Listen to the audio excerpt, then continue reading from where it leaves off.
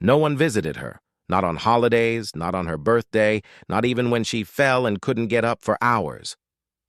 The neighbors said she had a family somewhere, but no one had seen them in years.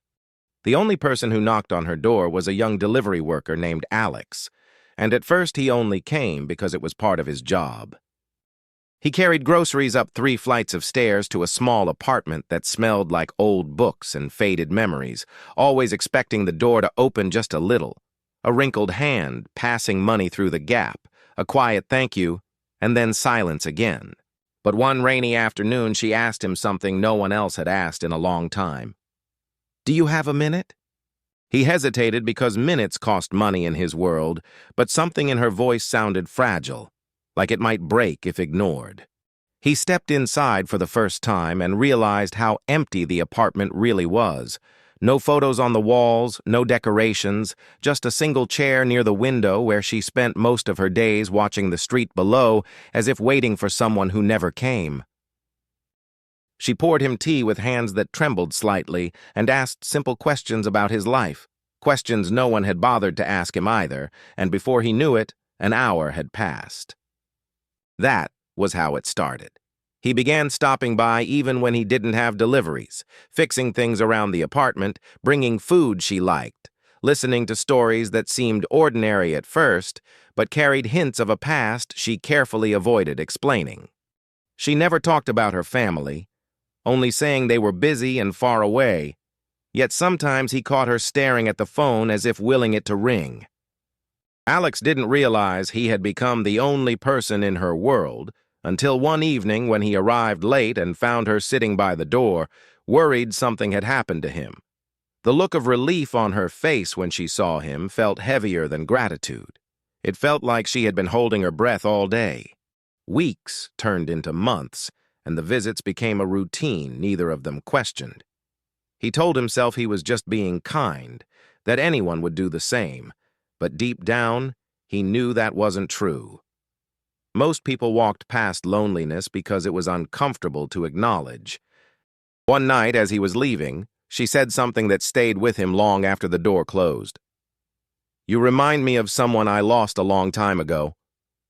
He wanted to ask who, but she shook her head gently as if the memory hurt too much to name. The rain started falling as he stepped outside, cold and relentless, and he realized he didn't know her last name, didn't know who she had been before the silence swallowed her life, didn't even know how someone could disappear so completely while still being alive. He had no idea that one day soon he would learn the truth, and that it would change his life in a way neither of them could have imagined. At first, Alex thought the apartment was just old, frozen in time like many places where elderly people lived alone. But the longer he spent there, the more he noticed things that didn't fit the picture of a forgotten life. There were books in different languages stacked neatly on a shelf, expensive editions that no one struggling to survive would own. And once, while fixing a loose cabinet handle, he found a small velvet box hidden behind a row of dusty plates. Inside was a brooch set with stones that caught the light in a way that made it impossible to believe it was fake. When he asked her about it, she smiled faintly and said it was from another lifetime, then gently took it from his hand and returned it to its hiding place, as if the conversation had never happened. Sometimes she received letters with no return address, thick envelopes she would open slowly and read in silence before placing them in a drawer she kept locked. He never saw her write back.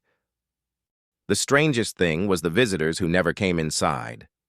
Black cars would occasionally stop across the street, engines idling, someone sitting behind dark glass watching the building for a few minutes before driving away. When Alex mentioned it, she looked genuinely startled, then brushed it off with a weak explanation about mistaken addresses, but her hands trembled more than usual that day. He began to realize that her loneliness was not as simple as abandonment. It felt chosen, deliberate, like she was hiding from a world that still remembered her. One evening, he arrived to find her sitting in the dark, the only light coming from the street lamps outside, her expression distant as if she were somewhere far beyond the walls of the apartment. She asked him to promise something before she would turn on the lights. "If one day I'm not here anymore," she said quietly, Don't let strangers take my things without making sure they know the truth. The request unsettled him because it sounded less like fear of death and more like fear of being erased. He tried to joke it away, telling her she wasn't going anywhere, but she only smiled with a sadness that felt final. As he left that night, he noticed a small metal safe he had never seen before tucked beneath the table. Its surface scratched as if it had been moved many times, and for the first time since he met her, Alex felt a chill that had nothing to do with the weather. Whoever she had been before the silence, whoever she was hiding from, it was clear that her story hadn't ended. It had simply been waiting for someone to uncover it. The call came early in the morning from a number Alex didn't recognize, a calm voice asking if he knew the elderly woman from the apartment on the 3rd floor, because she had been taken to the hospital during the night. For a moment he couldn't process the words, as if they belonged to someone else's life, until the reality hit him with a force that made his hands shake. He rushed there without thinking, still wearing yesterday's clothes, heart pounding with a fear he hadn't expected to feel so deeply.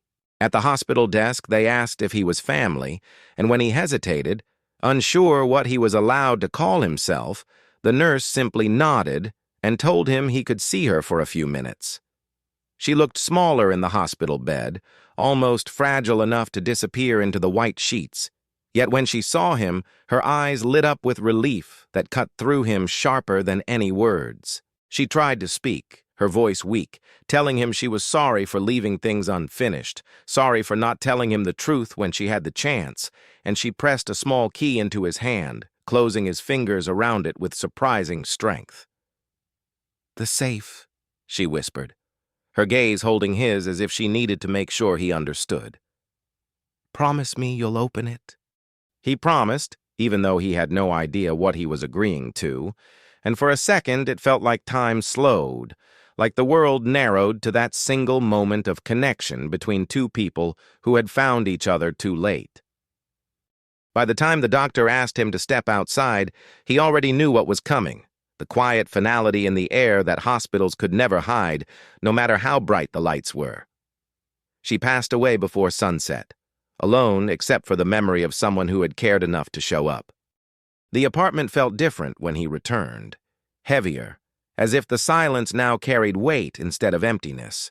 He stood in the doorway for a long time, half expecting to hear her call out from the kitchen, to see her sitting in the chair by the window waiting for him like always. But there was nothing except stillness. The small metal safe waited beneath the table exactly where he had seen it last, unremarkable on the outside, yet suddenly the center of everything she had left behind. His hands trembled as he inserted the key, unsure whether he was about to uncover something precious or something that would make him wish he had never opened it at all. The lock clicked louder than it should have, echoing through the empty apartment like the sound of a door closing on the past, and as he slowly lifted the lid, Alex realized that whatever was inside would not only reveal who she really was, it would change his life forever. Inside the safe, there was no money, no jewelry, nothing that looked valuable at first glance. Only a thick stack of documents tied together with a faded ribbon and a bundle of old photographs whose edges had yellowed with time. Alex felt a strange mix of relief and confusion as he lifted them out, unsure whether to feel disappointed or afraid of what he might discover.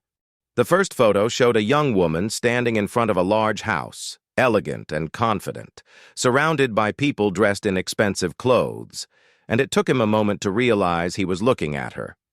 Not the quiet, fragile person from the apartment, but someone who had once belonged to a completely different world. More photos followed, each revealing fragments of a life that didn't match the loneliness she had lived in for the past years. Charity events, newspaper clippings, formal gatherings, a ribbon-cutting ceremony in front of a hospital wing that bore her name. His hands began to shake as the truth formed slowly, piece by piece. She hadn't been forgotten. She had been someone important. The documents confirmed it. Property records, business papers, legal letters filled with terms he barely understood, all pointing to the same impossible conclusion. She had been wealthy, not just comfortable but powerful enough that people once depended on her decisions. At the bottom of the stack, he found a sealed envelope with his name written on it in careful handwriting he recognized immediately. The sight of it sent a chill through him because it meant she had planned this, had known he would be the one to open the safe, the one to see the truth she had hidden from everyone else. He hesitated before breaking the seal, suddenly aware that whatever was inside might explain why someone like her had ended up alone in a fading apartment, why black cars sometimes waited across the street, why letters arrived without return addresses. The letter was short but heavy with meaning. She wrote that her family had turned against her years ago over money and power, that they had tried to control her life until she chose to disappear rather than become a prisoner in her own name. She trusted no one after that, she said, until a young man knocked on her door carrying groceries and spoke to her like she was still a person instead of a memory. At the end, her words grew softer, almost uncertain, as if she were afraid he might not understand. She wrote that she had changed her will months earlier, leaving everything she had left not to the relatives who had abandoned her, but to the one person who had stayed when there was nothing to gain. Alex read the final line again and again because it felt unreal, like something from a story that couldn't possibly be about his life. "You gave me back the feeling that I still mattered," she wrote. "Now I want to give you the future you deserve." The room felt suddenly too small to hold what he was feeling: grief, disbelief, gratitude, and a fear of what this inheritance would mean once the world discovered it. Because deep down, he knew something else, too. People who had once tried to control her would not quietly accept losing everything she left behind. Alex barely slept that night, the letter lying on the table beside him like something alive, something that could change everything the moment morning came. He kept rereading her words, trying to understand why she had chosen him, why someone with a past so powerful would place her future in the hands of a delivery worker who had simply been kind. By sunrise, the apartment no longer felt like a place of quiet memories, but like the center of a storm that hadn't arrived yet. It came sooner than he expected. A sharp knock on the door echoed through the hallway, not hesitant like a neighbor's, but firm, official, followed by a second knock that carried authority. When he opened it, two strangers stood there in expensive coats, their expressions controlled, almost rehearsed. They introduced themselves as representatives of the family, speaking her name with a familiarity that felt intrusive, as if they had the right to claim her even now. They asked questions that sounded polite on the surface, but carried an undercurrent of accusation. How long had he known her? Why had he been inside her apartment?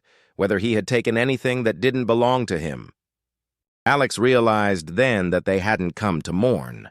They had come to assess a threat. One of them noticed the documents on the table and stepped forward before Alex could react, scanning the pages with a tightening jaw as the reality of the will became clear. The atmosphere changed instantly, courtesy evaporating, replaced by something colder and more calculating. They told him the will would be contested, that families always protected what was theirs, that he should consider stepping aside quietly to avoid a long legal battle he couldn't possibly win. The words were calm, almost sympathetic, but the message beneath them was unmistakable. Walk away or be crushed. When they finally left, the apartment felt violated, as if the fragile peace she had created there had been broken beyond repair. Alex stood by the window watching the black car waiting below, the same type he had noticed before, understanding now that her past had not been content to leave her alone, even in death. Fear crept in slowly, not for himself, but for the responsibility she had placed on him, a responsibility he had never asked for yet could not abandon without betraying the trust she had shown him.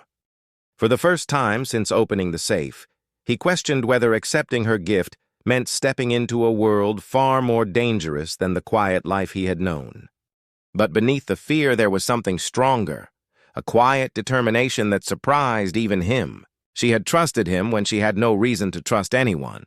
Walking away now would mean proving that her faith had been misplaced, and that was something he could not allow. For 2 days, Alex avoided answering unknown calls, avoided leaving the apartment unless absolutely necessary, moving through the silence like someone waiting for another knock that would change everything again. Fear had settled in, heavy and persistent, whispering that he was in over his head, that people with money and influence didn't lose quietly. But alongside the fear grew something steadier, something rooted in the memory of her voice asking him to promise he would open the safe, her belief that he would do what others would not. On the third morning, he forced himself outside, walking into the cold air as if stepping into a different life, and went straight to the law office whose address was listed in the documents she had left behind. The lawyer who greeted him was an older man who seemed unsurprised to see him, as if he had been expecting this moment since the will was signed. He confirmed everything. The inheritance was real, carefully structured, protected by conditions that made it difficult to overturn, not impossible but far from easy. She had anticipated her family's reaction, had taken steps to ensure that what she left behind would reach the person she chose, not the ones who had tried to control her. Hearing this didn't erase the danger, but it replaced helplessness with clarity. Alex realized she hadn't just given him wealth. She had given him a test of whether he would have the courage to claim a life he had never imagined for himself. The legal battle began almost immediately. Letters arriving, deadlines, statements filled with language designed to intimidate, to exhaust him until surrender seemed easier than resistance. Friends warned him to step away, saying no amount of money was worth the stress, that he could go back to his old life and forget this ever happened. But every time doubt crept in, he remembered the empty apartment, the way she had waited by the window for someone to care enough to knock, and he understood that this was no longer about inheritance. It was about honoring the one person who had seen him not as a delivery worker passing through her life, but as someone worthy of trust. Weeks turned into months, and slowly the pressure began to shift. Evidence of the family's neglect surfaced. Records of abandoned responsibilities, legal attempts they had made years earlier to control her assets, details that painted a picture of why she had chosen to disappear from them in the first place. The narrative they tried to present, that he had manipulated a lonely old woman, started to crack under the weight of facts she had carefully preserved. One evening, exhausted from another day of meetings, Alex walked past the building where he had first met her, looking up at the window where a light no longer shone, and realized something that filled him with unexpected calm. Whether he won or lost, whether the world saw him as lucky or foolish, he had already changed. The person who once measured his days by deliveries and tips was gone, replaced by someone who understood the value of standing his ground even when it would be easier to disappear. And for the first time since this began, he felt certain that she had known exactly what she was doing when she chose him, not because he needed saving, but because he was the kind of person who would fight for something that mattered. The courtroom felt colder than the streets outside, the kind of cold that came not from weather, but from tension thick enough to make every breath heavy. Alex sat quietly, hands clasped, listening as lawyers spoke in controlled voices about a life that had ended and a fortune that had become a battlefield. Across the room, the relatives who had ignored her for years now watched him with open hostility, as if his presence alone was an insult they couldn't tolerate. For a moment, he wondered what she would think if she could see this, the people who hadn't visited her in life now fighting fiercely over what she left behind. When the judge finally began to speak, the room fell into a silence so complete it felt unreal. The will, he said, was valid, carefully written, legally sound, supported by evidence of her intent and mental clarity. The challenge was denied. Just like that, the battle that had consumed months of Alex's life ended in a few measured sentences. He didn't feel triumph the way he expected. Instead, there was a quiet, almost overwhelming sense of weightlifting, like a door closing on a chapter he had never meant to enter but had been forced to finish.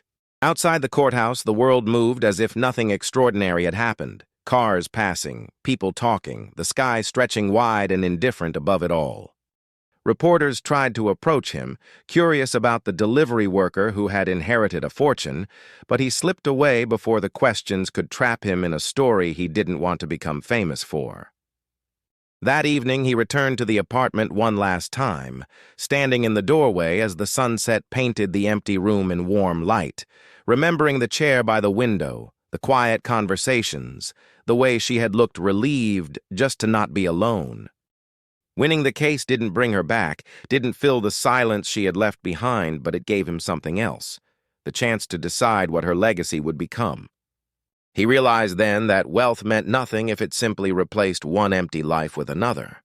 As darkness settled outside, Alex made a decision that surprised even him, a decision that had nothing to do with revenge or proving anyone wrong. He would use what she left behind to create something that would outlive both of them, something that would make sure no one else had to sit by a window waiting for a knock that might never come. And for the first time since the hospital room, since the safe, since the moment he learned who she really was, he felt not like someone who had been given a gift, but like someone who had been entrusted with a purpose. A year later, the building no longer looked forgotten. The peeling paint was gone, the broken lights replaced, the entrance clean and warm, filled with quiet movement instead of silence. People came and went throughout the day, elderly men and women, some walking slowly with canes, others sitting together near the windows, talking in a way that made the rooms feel alive again. No one called it by her name officially, but everyone knew why it existed.